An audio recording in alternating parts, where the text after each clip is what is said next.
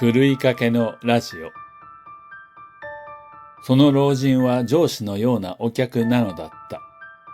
おそらくかつて勤めていた会社の上司だったところの、今はこの店のお客なのだろう。お客か一般社員か店長かもしれない私は、さような彼と伝統的なボードゲームを始めるつもり。さて、いざ対戦する段になってゲーム盤のすぐ横、テーブルの上に置かれたラジオの存在が気になる。小型のくせに音量がやたら大きい。気にするほどではないかもしれないが、私は気になる。なんとか音量を下げようとうろ覚えなまま、ダイヤルやらレバーやらスイッチやらを操作する。すると音量が下がるどころか逆に上がってしまう。さらにはチューニングまでおかしなことになった。いやらしい内容の放送が大音響で室内に響く。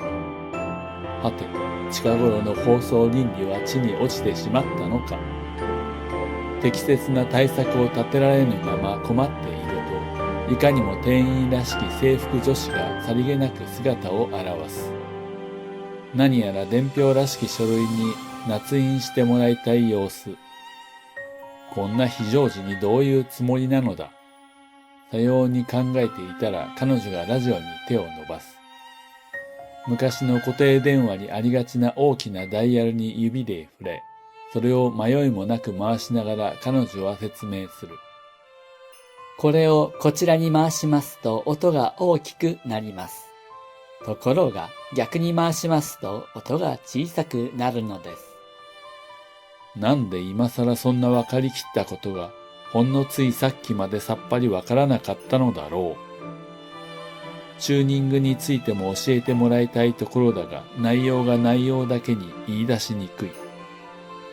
金額の確認もせずに書類に判を押しながら、私はそっと彼女のスカートから下の部分を盗み見る。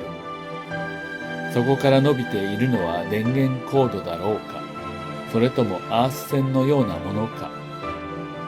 その先を目で追うと、それは床を這い、壁と天井も這い、いい加減な地点でおもむろに垂れ下がる。